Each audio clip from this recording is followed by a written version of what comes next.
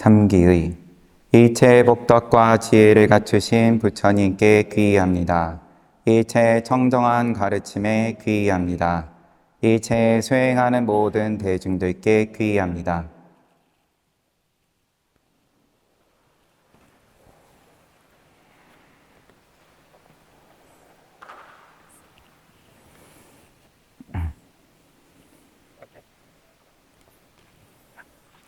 불공 잘 올리고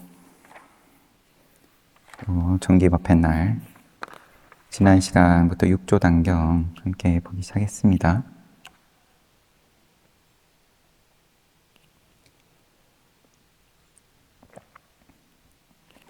앞부분에는 무슨 내용이 나왔냐? 우선 6조 해냉 스님께서 상담하셔가지고 법문을 하시는 말씀부터 시작이죠. 첫 말씀이 선지식들이여 모두들 마음을 청정케 하고 마하반야 바라미를 염하라. 그러면 선지식, 뭐가 선지식이냐? 마음을 청정케 하고, 뭐가 마음이고 뭐가 청정이냐? 마하반야 바라미는 뭐냐? 염은 또 뭐냐? 그럼 한두 끝도 없는 건데, 어쨌든 이제 육조 해능 스님께서는 비단 육조 스님뿐만 아니라 부처님 법이 모두 누구나가 다 불성 지니고 있다. 그런데 왜 괴롭냐? 불성을 지니고 있는데 왜 괴롭냐? 괴롭고 싶지 않아서, 그래서 종교를 구하거나 수행을 구하거나 이런저런 또 가르침을 찾는데, 나는 괴롭고 싶지 않아서 수행하는데, 절에 왔는데 부처님 찾았는데 엊그저께도 오전에 보는 책에서 자식이 본인의 실수로 죽게 되고, 이제 너무 괴롭다. 너무 그냥 묘사만 돼 있으니까 그 괴로움에 대해서 이제 각자의 상상에 맡기는 거겠지만, 이 괴로움을 해결해 줄 수 있는 분은 부처님밖에 없다. 한 부처님 찾아갑니다. 복이 있으니까 부처님 찾아가고 싶다고 찾아갈 수 있을 인연이었을 텐데, 부처님께 자기 괴로움을 꺼내놓으니까 부처님께서 너가 지금 느끼고 있는 슬픔은 너가 시작이 없는 이래로 세세생생 윤회하면서, 이 윤회하면서 너가 느낀 슬픔으로 흘린 눈물이 사대양보다 많다. 이렇게 말씀하시니까 내 괴로움을 해결해 달라고 부처님께 갔는데, 아니면 당장 살아있는 부처님을 만나지 못하는 우리 입장에서는 그러면 가르침을 구하고 수행을 하는데, 그 괴로움은 원래 그렇다. 너는 윤회하면서 항상 괴로워왔다 하니까 괴로움을 해결하려고 갔다가 본래 괴로움이다. 아니면 괴로움으로 번역하기 이전의 말로써 뜻대로 되지 않는다. 뭐가 뜻대로 되지 않냐? 무상, 고무아가 뜻대로 되지 않는다. 선지식 얘기하다가 얘기가 좀 빠졌는데, 여튼 선지식들이다. 선지식 찾아왔는데 나보고 선지식이라고 하니까, 내 괴로움 해결해달라고 왔는데 선지식이면 자고로 그렇게 이름이 높아가지고 소문 나가지고 와봤더니 나보고 선지식이라고 하니까 이 해능 스님께서 지금 어쩌란 말이냐, 내 괴로움은 모두들 마음을 청정케 하고 그런 혼란함과 어지러움은 좀 내려놓고 마하반야 바라미를 염하라. 그리고 한동안 계시다가 선지식들이여 보리자성이 본래 청정하니 다만 이 마음을 쓰면 바로 성불하리라. 괴로움에서 벗어나고 싶어서 왔지 하면서 보리자성이 본래 청정하다. 본래 청정인데 그 마음만 쓰면 곧 부처다. 그러면 너 괴로움은 문제될 게 없다. 보리자성은 또 뭐고 그러면 본래 청정. 본래 청정. 여기서 알면 이제 책 덮으면 되는 거고. 하지만 계속 이어지니까 여기 이 자리에 앉아있던 사람들도 어쨌든 그런데 크게 믿음을 내고 육조 스님 법을 청하고 우리가 살고 있는 마을에 오셔가지고 가르침을 주시기를 간곡하게 요청을 드리고 그러고 나아간 사람들이니까 자사와 관료 30명 고위 공무원들이에요. 그리고 또 유학자, 당대 지식인들이고 그리고 비구 비구니 제가불자 또 일반 대중 천여 명. 선지식들이여. 이제 여기서부터는 앞에 두 구절 가지고 이걸로 부족한 사람들을 위한 말씀인 거죠. 우선 나 해능에 행적과 법을 얻은 인연을 들어보십시오 하면서 보리자성이 본래 청정하다. 너는 본래 괴로움에서 벗어나 있다. 좀 많이 의역을 하면 그 말 가지고 안 될 것 같으면 그래 그러면 내가 어떻게 살았고 어떻게 공부했는지 들어봐라. 그게 자랑하려고 하시는 말씀은 당연히 아닐 테고요.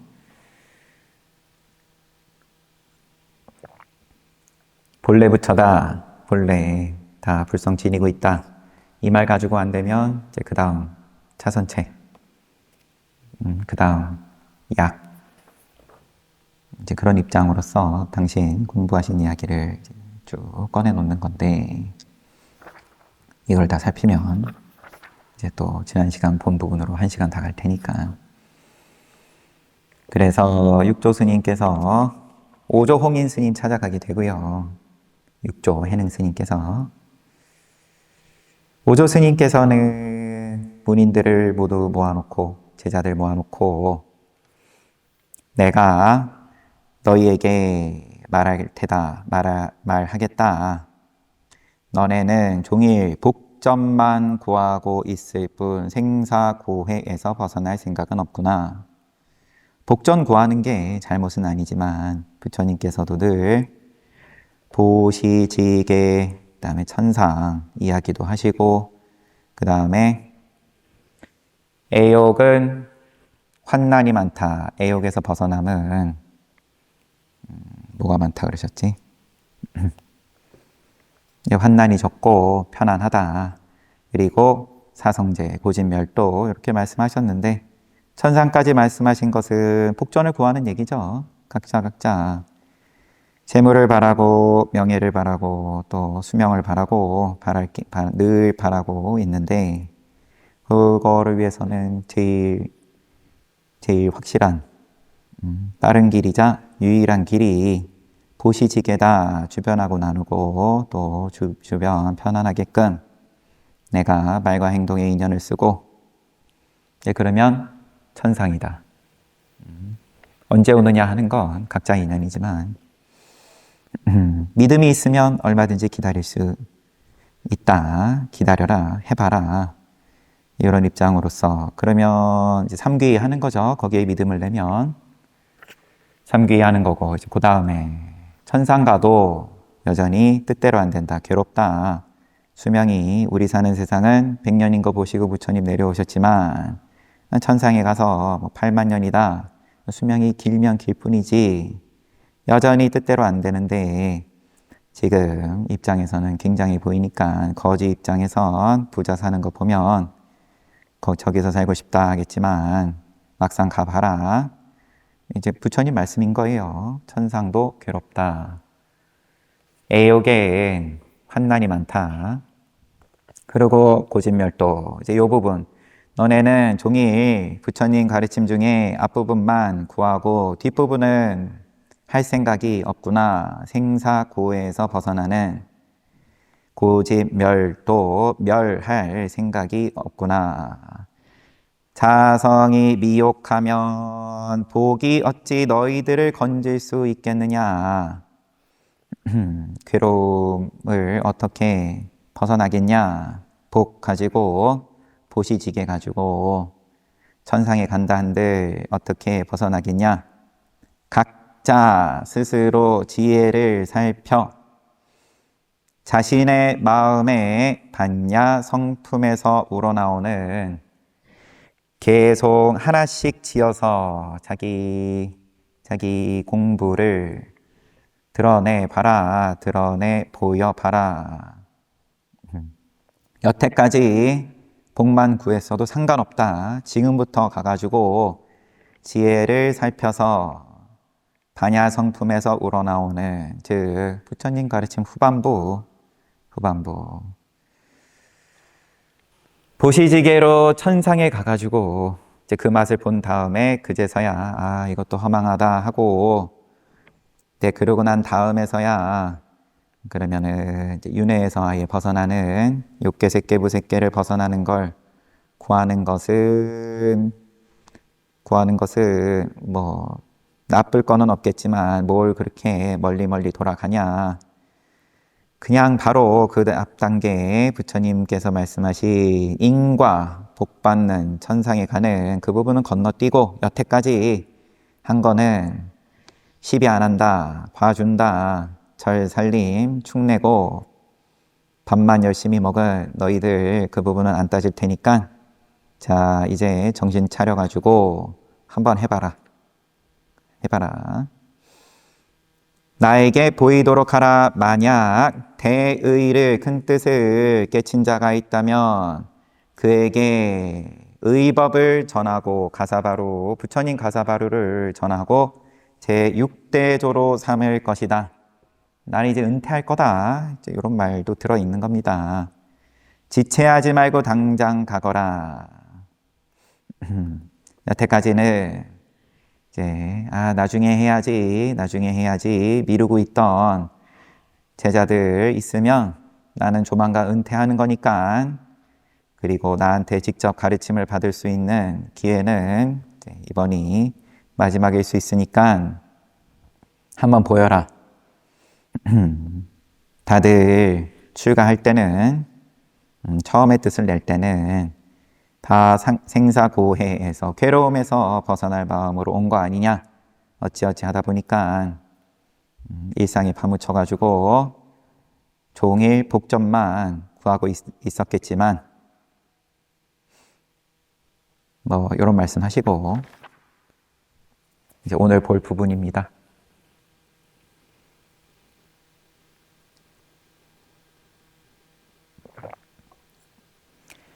대중들이 처분을 받고 물러나오자 서로 말했다. 우리들은 구태여 마음을 청정케 해서 애써 개송을 지으려고 할 것이 없다. 개송을 스님께 바친들 무슨 소용이 있겠는가. 뭐 늘 있겠죠. 이런 입장은 상중하는 늘 있으니까. 신수상자께서 이제 제일 큰 제자, 이때 오종인 스님 밑에서 교수사 하고 있는 다른 제자들 가르치는 역할 맡아서 하고 있는 신수상자께서 지금 교수사로 계시는데 이분이 뛰어나니까 우리들 지도하고 있을 정도니까 반드시 그분이 의법을 받을 것이다. 우리들이 경솔하게 개송을 짓는 것은 부질없이 헛수고만 할 뿐이다. 다 이런 마음은 아니겠죠. 아니었길 바라고.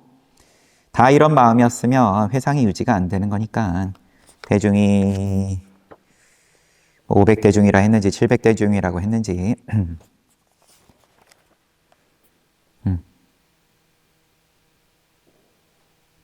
천여 명이나 되어 문인이 이제 1000명이에요. 1000명 가운데서 그러면 또 일부는 이런 생각을 하면서 우리는 그냥 가만히 있으면 된다. 중간만 가자. 드러내봤자 개성 써서 드러내봤자 이제 수행 안 하고 여태 놀았다. 아니면 근기가 부족하다. 이제 이것만 드러날 뿐이다. 사람들에게 망신만 당한다. 이제 이런 망신이 굉장히 값비싼 거인 줄 모르고 귀한 기회가 되는 걸 몸은 괴롭고 싶지 않으니까 망신을 피하니까 뭐 충분히 이런 마음이 나는 건 나는 거지만 그럼에도 불구하고 그래도 머리를 들이미는 입장은 뭐라도 설령 뭐 박살이 나더라도 뭐라도 쥐고 가는 건데 대중들이 이 말을 듣고 모두 다 단념하고 말했다. 우리들은 나중에 신수 스님을 의지하면 된다. 오조 스님 뭐 은퇴하면 어쩔 수 없는 거고 신수 스님 있다. 그래서 여전히 다급하지가 않다. 번거롭게 개성을 지어 무엇 할 것인가. 신수는 생각했다.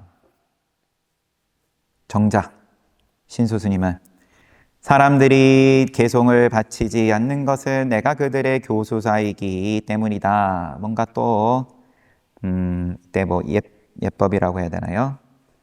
제일 이제 인정받는 교수사라는 또 공인된 입장에 있으니까 다른 사람들이 함부로 개송을 지어서 오조 스님께 올리지 않는구나. 내가 개송을 지어 스님께 바쳐야 할 것이다. 만약 개송을 바치지 않는다면 스님께서 어떻게 내 마음속 견해의 깊이를 알 수 있겠는가? 오조 스님도, 오조 홍인 스님도 이제 그럼 그 윗대로부터 인가를 받아서 깨달음에 대해서 인정을 받은 분이니까 개송이 있고 없고는 또 별개의 문제로 제자들이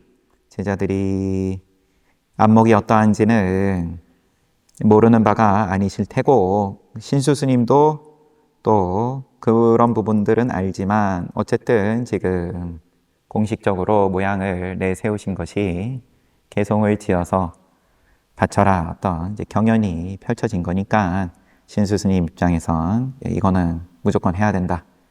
스님을 존중해서라도 스승을 내가 개송을 바치는 뜻이 법을 고하기 위한 것이라면 옳지만 조사 자리를 위한 것이라면 삿된 것이며 조사 자리를 탈취하려는 범부의 마음과 다를 바가 없지 않은가. 요거는 신수 스님의 성정이 욕심쟁이가 아니다. 이런 거 드러내주는. 근데 그거를 이제 신수 스님 입으로 이제 드러내는 부분이 이게 도난권에는 없죠. 그냥 넣어준 거예요. 신수 스님. 또 그렇게 못난 사람 아니다. 전체적인 개연성에선 뭐 어긋나는 건 아니고요. 아닌 것으로 보이고요. 그러나 개송을 바치지 않는다면 결국 불법을 얻을 수 없으니 참으로 어렵고 어렵도다.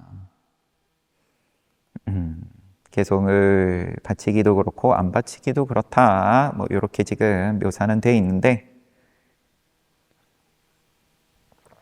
가장 개송 바치기 이제 적당한 위치이신 거니까 뭐 굳이 고민할 이유는 없으셨을 것 같다라는 건 저의 생각이고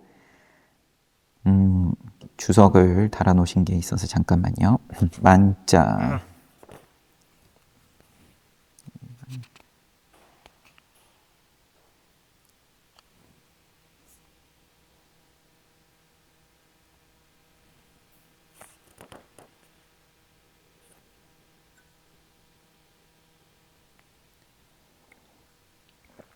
힘들여서 개송을 지어서 바칠 필요가 없다. 대중들이 그렇게 말하고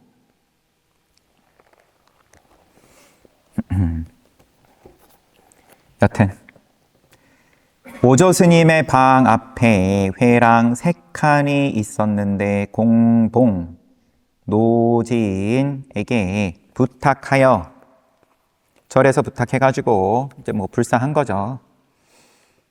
능가경 변상도와 오조 혈맥도 벽화를 그리게 하여 후세 전에 내려가며 공양케 하려고 하였다. 공봉은 당나라 관직이르 문학 미술 또는 특정한 기회에 정통한 자를 뽑아 궐내에 충당하고 공봉이라 하였음. 궐내에 뽑아가지고 이제 공식적인 그림 그리게끔 하는 관직이었다. 변상도는 불교 설화를 구상화한 그림. 신수는 개송을 짓고 오조 스님께 바치려고 여러 번 당전에 갔지만 그때마다 정신이 엇질해지고, 내지는 아찔이라고 하겠습니다. 아찔해지고 흐려지면서 온몸에 땀이 흘러서 개송을 바치지 못하고 돌아왔다. 4일 동안 13차례나 시도했으나 끝내 개송을 바치지 못했다. 여러 번 나아갔지만 뭐 그 입장을 상상을 해보자면 야 이게 이제 걸리는 게 많은 거죠. 자신의 지금 위치도 있고 이런 거 저런 거 다 던지고 이제 하지를 못하는 거죠. 머리로는 알아도 이제 마음에서 그런 게 뭐 꼭 그걸 체면이라고 폄하를 하고 싶지는 않고, 개인적으로 위치가 있고 하다 보니까 또 자기가 인정을 못 받으면 우리 회상이 오조 스님께서 이 법맥을 물려줄 사람이 아예 없다. 부처님 법이 끊긴다. 뭐 이런저런 이 부담감이 이렇게 정신이 흐려질 정도였다. 이에 신수는 생각하기를 이럴 것이 아니고 회랑 벽에다가 개송을 써놓는 것이 좋겠다. 화상께서 오조홍인 스승님께서 지나가다 보시고 만약 좋다고 하신다면 내가 나가서 예배 드리고 제가 지었다고 말씀드리고, 만약에 형편없다 하시면 나는 지난 수년 동안 산에서 남의 예배를 받으면서 세월만 허송했을 뿐이다. 무슨 염치로 또 돌을 닦는다고 할 수 있는가? 양심적인 말씀인데, 하여튼 이러지도 저러지도 못하다가 13번이나 시도를 했는데도 몸이 안 따라주는 거니까 굉장히 뭐 여튼 괴로웠겠죠. 그래서 이제 차선책으로 벽에다가 썼어요, 개송을. 그래서 인정하시면 제가 썼다 하고, 형편없다 하시면 나는 이 죄를 어떻게 감당해야 되나, 이 빚을. 그날 밤 삼경에 신수 스님은 남들이 모르게 친히 등불을 들고 남쪽 회랑벽에 개송을 쓰고 자신의 견해를 올렸다.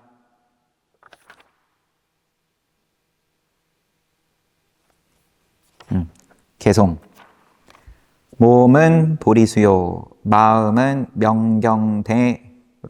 시시각각 부지런히 털고 닦아서 티끌 붙지 않도록 해야 하나니.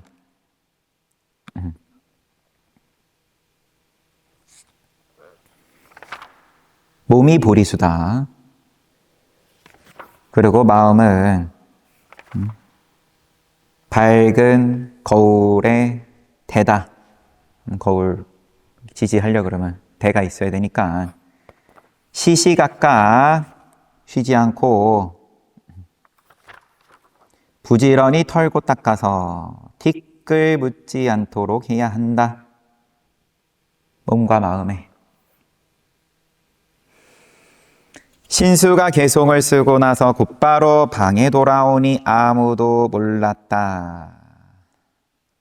신수는 방에서 오조 스님께서 내일 개송을 보시고 기뻐하시면 내가 불법과 인연이 있는 것이고 만약에 형편없다 하시면 그것은 내 자신이 미혹한 것이며 나의 부족함이다. 숙세 업장이 무거워서 불법을 얻지 못하는 것이다. 불법을 얻느냐 못 얻느냐 이제 이게 계속 걸리는 거예요. 성인의 뜻을 헤아리기란 진정으로 어렵구나 하고 생각하면서 안절부절 못하며 새벽 오경까지 뜬 눈으로 보냈다. 잠을 못 잤다. 오조께서는 신수가 아직 문 안에 들지 못하여 깨달음의 문 안에 들어오지 못해서 자성을 보지 못한 것을 이미 알고 계셨다. 진작부터 그거는 모를 일이 아니고 그걸 모르면 엄밀하게 말하면 이렇게 회상을 여는 것도 조금 문제가 있을 수 있죠. 부처님 법을 공식적으로 이어받으신 분께서 날이 밝자 오조 스님은 공복 노진을 불러 벽에 그림을 그리게 하기 위해 절에 원래 계획되어 있었던 불사하려고 했는데 남쪽 회랑으로 향했는데 문득 신수의 개송을 보고 말씀하셨다. 공봉께서는 그림을 그릴 필요가 없게 됐소. 이게 지금 보니까 어쨌든 당나라 관직 이름이니까 공봉이 그러면은 이제 관하고 또 관계가 가까웠던 거죠. 오조 스님이 이제 공식 관리를 불러가지고 우리 절 불사하는데 도와주시오 한 거니까. 그런데 그릴 필요가 없게 됐소. 먼 길을 오느라 수고했소.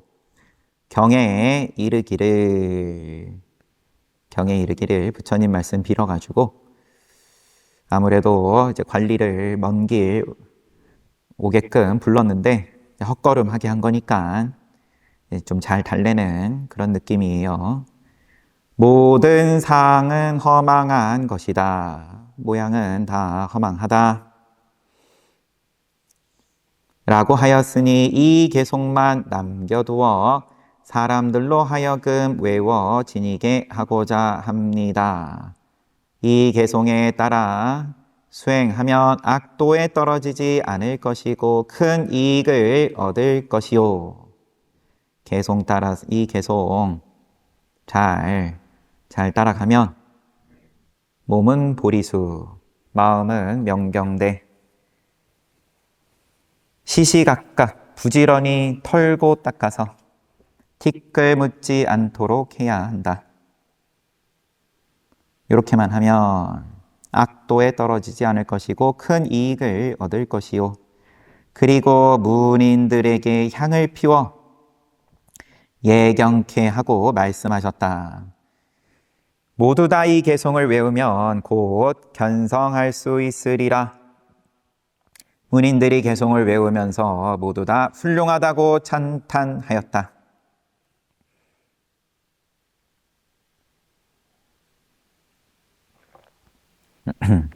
그러면 내용이 어려운 건 아니니까 그러면은 어떻게 보면 여태까지 어떤 적자로서 모두의 인정을 받고 있던 신수 스님이 개송을 지었는데 그런데 스스로가 부족함을 스스로도 아는 거고 스승은 당연히 아는 거고 그래서 당당하게 나아가지지가 않는 거고 몸이 그래가지고 이제 벽에다가 자기 개송을 써놓고 그러면 오조 스님은 그것을 보고 그 개송을 존중하는 모양을 지금 취하시는 거죠.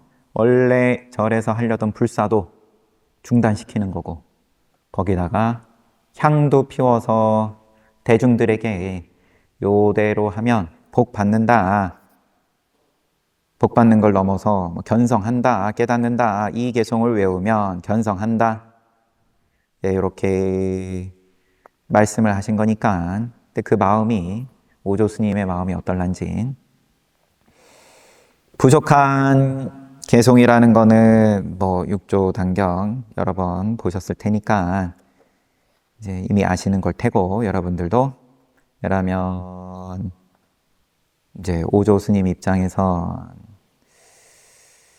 이 개송을 부족하다고 그냥 부정을 해버리면 그러면은 이 회상 자체가 무너질 수도 있는 거고, 그리고 또 지금처럼 이대로 수행하면은 악도에 떨어지지 않는다는 것도 거짓말은 아닌 거고, 큰 이익을 얻을 것이다, 이런 말들이 다 앞에 나왔던 너희들은 생사가 가장 큰 일인데 종일 복전만 구하고 있다, 그 말하고 다를 바가 없는 말씀이니까 큰 이익을 얻을 거다, 악도에 떨어지지 않을 거다. 향을 피워 예경케 하셨다.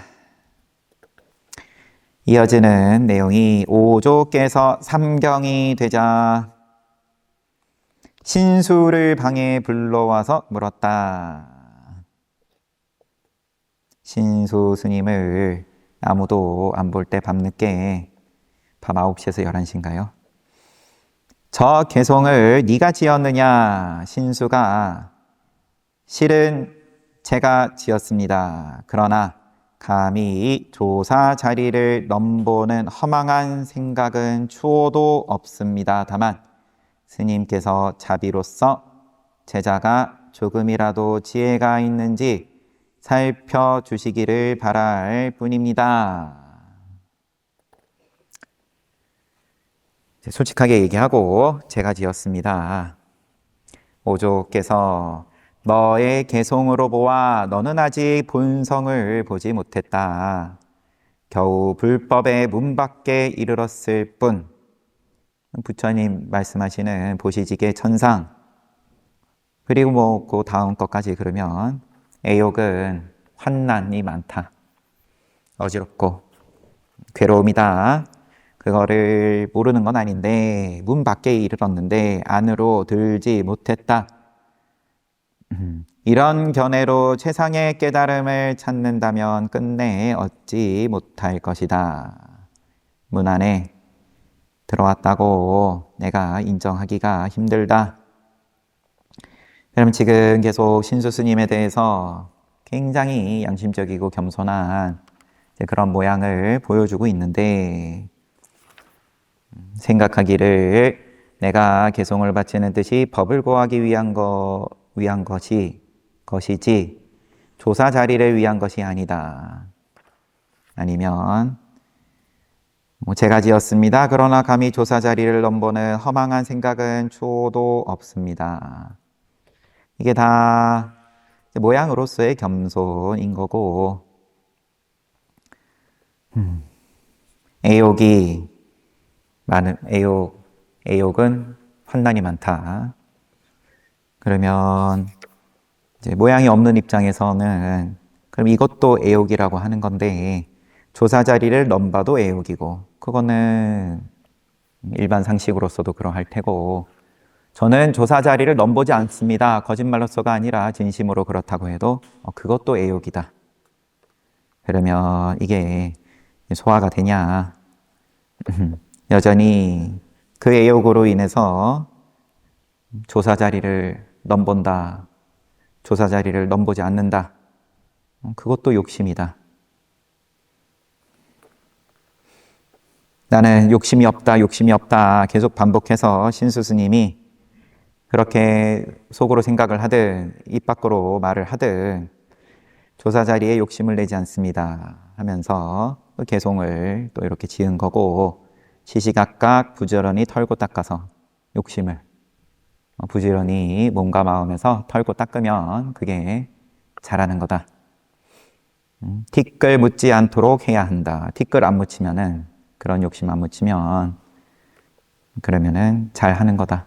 그러면 부처님 법 깨닫는 거다. 그런 개송을 지은 건데, 티끌을 안 묻히고자 하는 게 애욕이다. 이렇게 지금 오조 스님은 말씀을 하시는 거고요. 문 안에 들어오지 못했다. 너의 개송은 조사 자리를 넘보는 것만 애욕으로 생각하는 입장이고, 그거는 불법 아니더라도 유학에서도 하는 말이고 일반 상식으로서도 다 하는 소리고, 불법은 이래도 애욕이고 저래도 애욕인데 너는 뭐라고 할래? 개송 다시 지어라.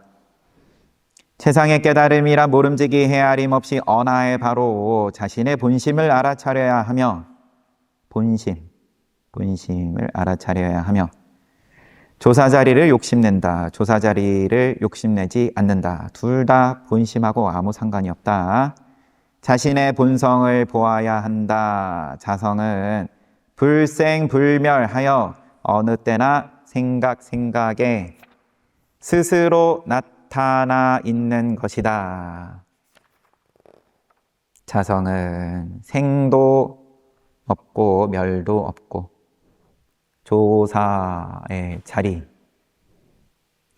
자리라고 할 것도 생한 적도 없고, 생도 안 했으니 멸할 것도 없고, 그러면 조사의 자리에 오르고 싶다, 욕심 낸다, 욕심 안 낸다,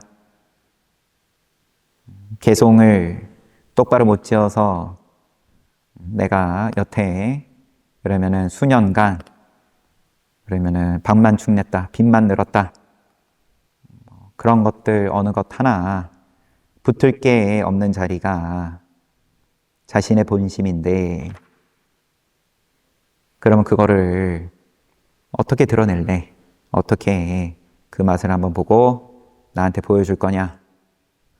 자성은 모든 법에 막힘이 없고, 너는 걸음걸음에 막혀가지고 내 방에 들어오지도 못하고 왔다 갔다 하는데, 자성은 모든 법에 막힘이 없고, 자성이 참됨으로 일체가 참된 것이며, 일체가 참되다. 조사 자리를 못 물려받아도 참되고, 아니 욕심을 내도 참되고, 복만 구해도 참되고, 너는 그게 긍정이 되냐? 모든 경지에 스스로 여여하다. 여여지심이 곧 진실이다. 모든 경지에 스스로 여여한데, 우리 스님께서 인정을 하실 만한 개송을 내가 꼭 지어야 되고, 이 지옥이죠, 지옥. 마음이. 만약 이와 같이 본다면 이것이 바로 최상의 깨달음이니라. 너는 우선 가서 하루 이틀 더 생각하여 다시 개송을 하나 지어 나에게 보여라. 할 수 있다. 너가 안 될 놈이면 내가 애초에 이런 얘기도 안 하는데 하루 이틀 더 해봐라. 밀어붙여 봐라. 그러고 나에게 보여라. 개송 지어서. 너의 개송이 만약 불법의 문에 들었다면 너에게 의법을 전할 것이다. 너 지어놓은 거는 우선 꽝인데 향 올리라고 해놓고 시간 벌어줬으니까 해봐라. 너 믿는다.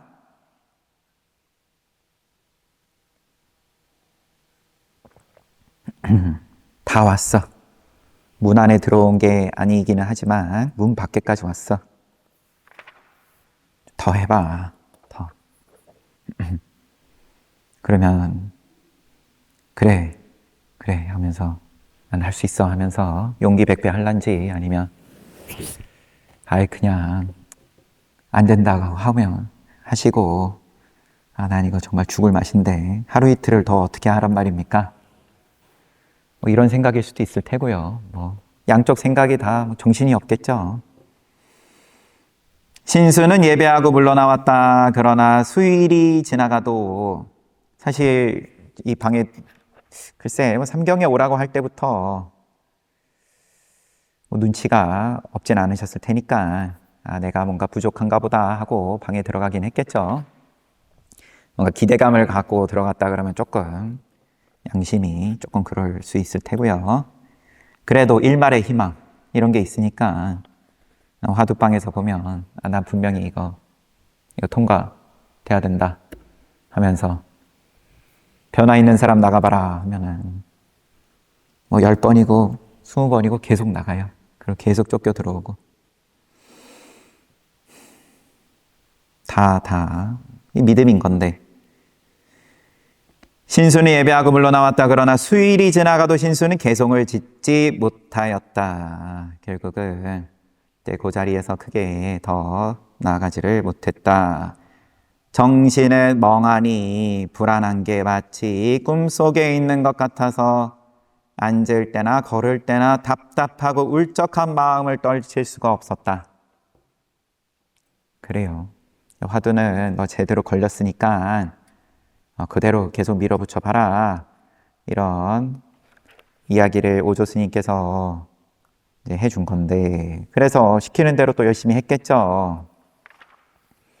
가장 공부되고 싶은 건 본인인 건데, 그런데 꿈속에 있는 것 같고 멍하고 앉으나 걸을 때나 답답하다, 울적하다.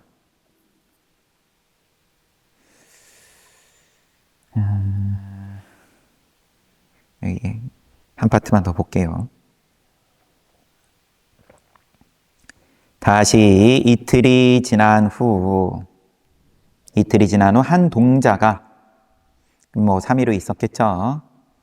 방앗간을 지나가면서 신수의 개송을 외웠다. 여기는 그냥 그러면 제일 어른 스님이 시키는 대로 이거 외우면 견성한다 했으니까 외우고 다니니까 해능이 개송을 듣자 해능 스님은 방앗간에 있었습니다. 이제 행자 생활하고 있었어요. 개송을 듣고는 곧 이 내용은 아직 본성을 보지 못한 것이라는 점을 알았다. 지금 이제 방앗간 밖에서는 어떤 일이 펼쳐지는지 잘 모르는 상황이었고, 그런데 동자가 어린 사미가 외우고 다니는 개송이 이 오조 스님 회상에서 외우고 다닐 만한 그러한 경계가 아니니까 모양이 없는 입장을 구하고 본인도 왔고 오조 스님하고 한번 파바박 했죠. 그래서 상호 간에 피차 알아본 바는 있었을 테고, 그런데 여기서 왜 저렇게 털고 닦고 티끌 묻지 않는 그런 얘기하고 있지 싶으니까 동자에게 물었다. 외우고 있는 것이 무슨 개송이오? 동자가 오랑캐여 너는 모르는구나. 변방에서 왔다고. 대사께서 고하시기를 세상 사람들에게 생사보다 더 큰 일은 없으니 의법을 가사바로 전수받고자 하는 사람이 있으면 부처님 법 물려받으려면 개송을 지어보라. 개송을 지어보라고 하셨고, 만약 대의를 깨친 자가 있으면 그에게 의법을 전하고 제6조로 삼을 것이라고 했다. 큰 절에서 지금 이런 일이 벌어지고 있는데, 그래서 신수상자께서 남쪽 회랑벽에 무상계를 쓰셨다. 무상계를 쓰셨다.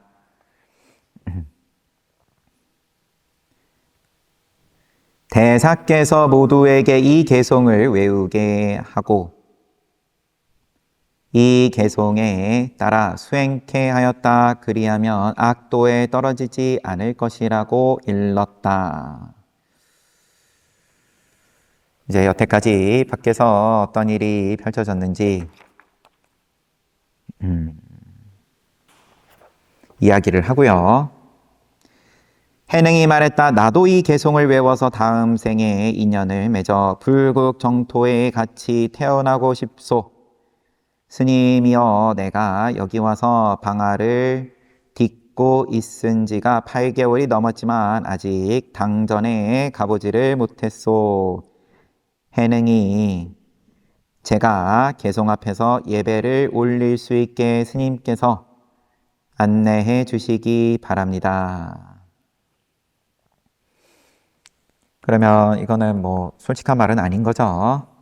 자기도 거기 가보고 싶다는 의도는 있는 거고, 나도 이거 외워가지고 다음 생 인연을 맺어가지고 불국 정토에 같이 태어나고 싶소. 나도 다음 생에 천상에 나고 싶다. 이런 말인데, 이제 그 정도 입장은 아니니까 이미 금강경 보고 깨닫고 오조 스님 회상에 온 거니까. 그래서 스님께서 안내해 주시기 바랍니다. 동자가 개송 앞까지 안내하자 해능이 예를 올리고 말했다. 저는 글자를 모르니 스님께서 읽어 주십시오. 때마침 장일용이라 하는 강주 별가가 그 자리에 있었으니, 강주 별가는 강주 자사의 보좌관, 강주는 중국 강서성 구강시. 그러니까 이제 여기도 역시 공무원인 거죠.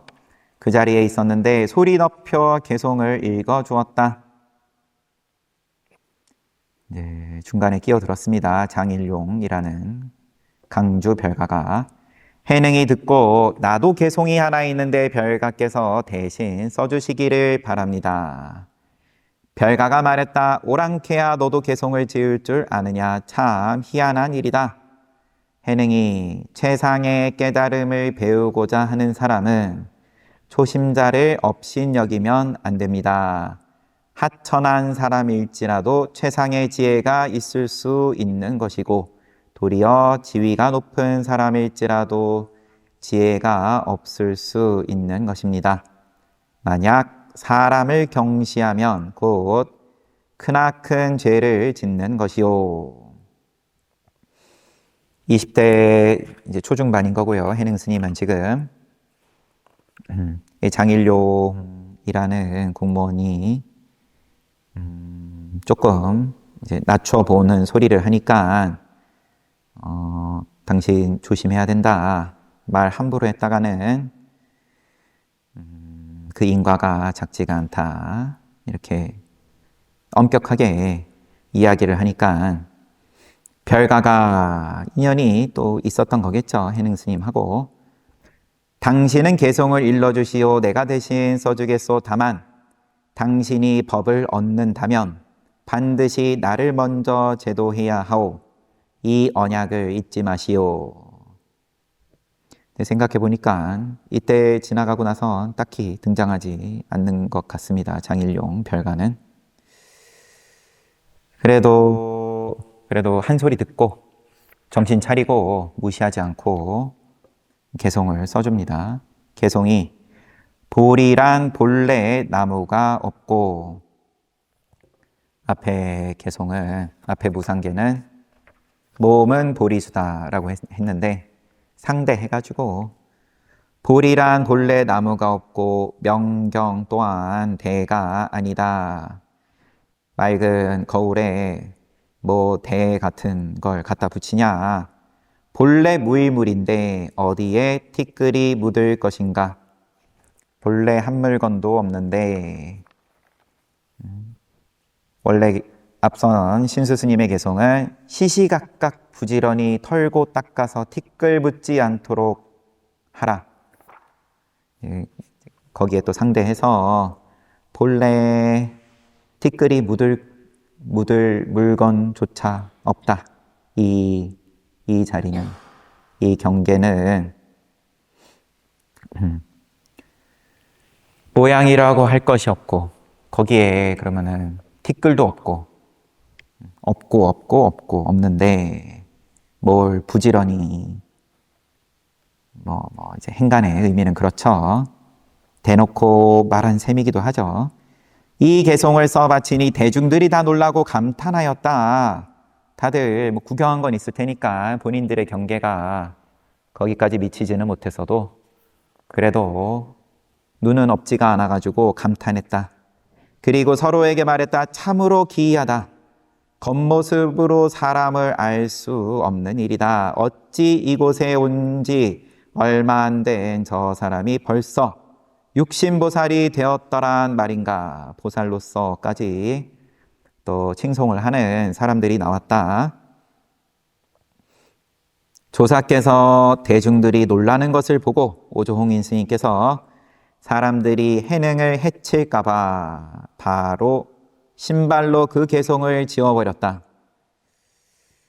벽에다 썼을 텐데 바닥에 쓰지 않고 그러면 이제 신발로 지우셨어요. 발로 지우셨겠죠. 그러니까 확 이제 까내리는 거죠. 손으로 하는 것도 아니고 그냥 발로 해버리니까 이거는 쓰레기다. 이런 식으로 이제 대중들의 분위기를 이렇게 휘어잡으시고 이 또한 견성하지 못했다.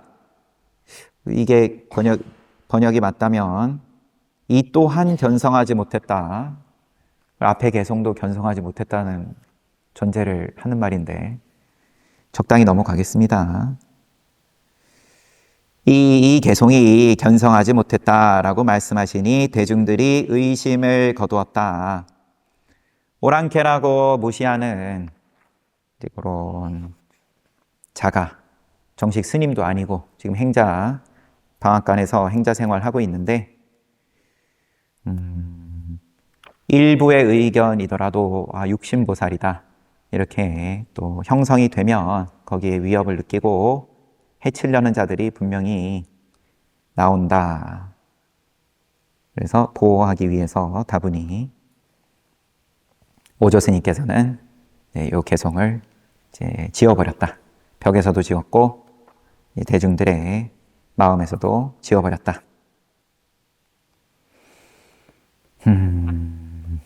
우선 책은 여기까지 보겠습니다.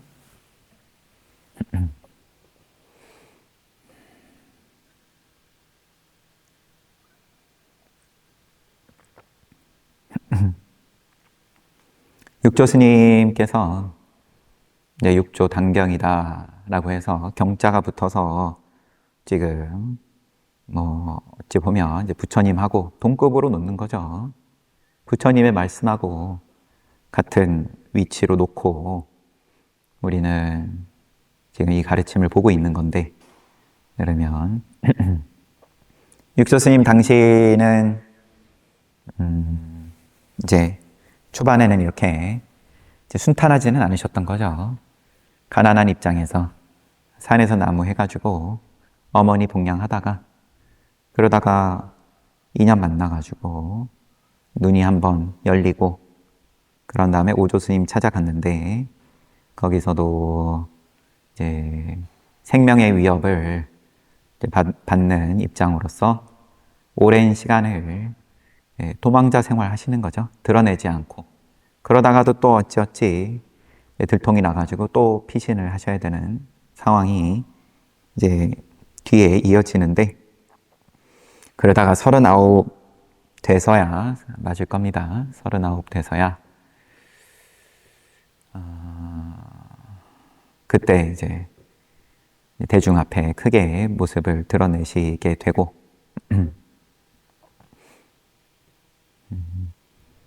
그러던 가운데서도 또 죽이려고 찾아왔었죠.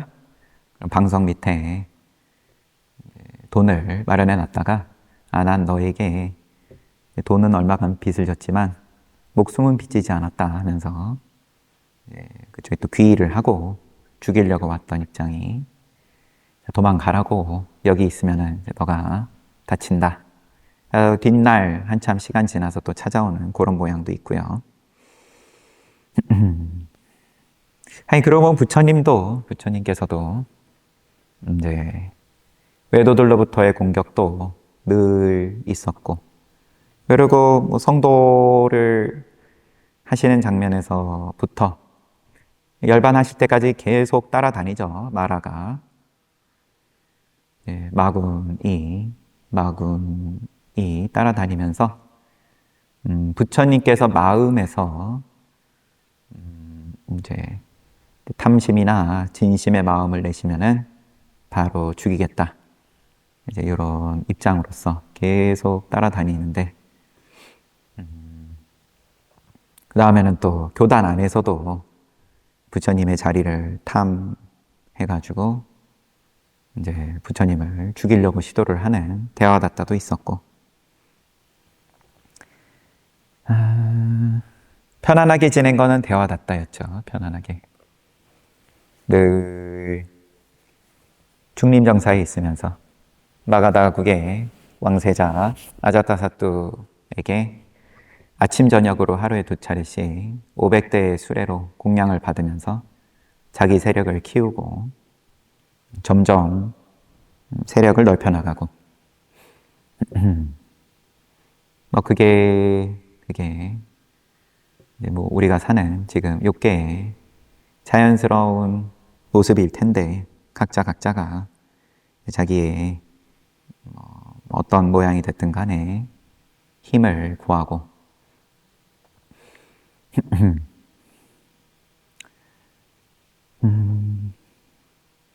법회 날인데 다 같이 모여가지고 다들 이 모양이 없는 입장으로서 그 문 밖이냐 문 아니냐, 모양이 있는 문은 아니지만 이제 어쩔 수 없이 방편으로서 이제 문을 시설을 해가지고, 그래서 이제 한번 경계를 뛰어넘어 봐라, 어떤 모양이라고 하는 생로병사 할 수밖에 없는 유통기간이 있는 그 모양에서 한번 벗어나 볼 수 있게끔 하기 위해서 이런 방편, 저런 방편, 여러 가지가 있겠지만 부처님께서 그때그때마다 인연에 따라서 가지가지로 모양을 쓰시는 모습을 우리가 계속 보고 있는 중이고, 또 이렇게 선사들에 따라서 또 각자 찾아오는 사람들 눈을 열 수 있게끔 하는 자신의 방편은 다 지말적인 거고, 그 힘이 표현을 굳이 하자면 그 힘을 가지고 보살인 거죠. 보살로서. 근데 혼자 가지 않는 거니까 한 명을 깨치게 하든 1만 명을 깨치게 하든 이러나 저러나 보살의 입장으로서, 그리고 우리 또한 이런 시간을 통해서 또 계속 환기를 하는 거고, 수행자의 입장으로서 그 수행자가 나도 그러하고 이미 보살이다. 여러분들의 정진이 내가 아무개한테 나는 얘가 너무 잘 되기를 바란다, 나눠줘야지, 이런 입장을 이제 계속 반복되는 그런 이제 복만 구하고 있다. 이런 입장으로서 또 나누는 것도 나누는 거고, 보시와 지게로서, 하지만 내 의도랑 상관없이 이미 나누고 있다. 여러분들의 정진은 내가 주고 싶다, 주기 싫다, 이런 거하고는 상관이 없다. 우선은 어쩔 수 없이 몸 지니고 있는 거니까 주변에 가까운 사람들에게 제일 먼저 영향을 끼칠 테고요. 그런 것에 대해서 그럼 상대방이 좋아할 수도 있고, 그 맑은 기운에 대해서 불편해할 수도 있죠. 업식이 안 맞으면. 그러면은 긍정을 해도 거기에 대해서 편안하고, 상대방이 부정을 해도 나를 자꾸 거리를 둔다든지 나를 괴롭힌다든지 이런 것에 대해서도 그때그때의 인연에 대해서 편안할 수 있는 그런 보살의 입장을 함께 가는 그런 시간이고, 또 그런 장소고, 우리의 인연이 그러합니다. 여튼 이렇게 마무리 짓고 사옹선하고 마치겠습니다.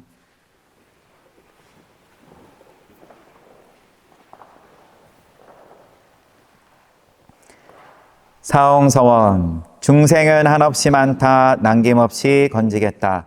성냄 욕심 어리석음은 다음이 없다 남김없이 끊겠다. 부처님 가르침은 끝이 없다 남김없이 배우겠다. 부처의 길은 모양이 없다 끝까지 가겠다.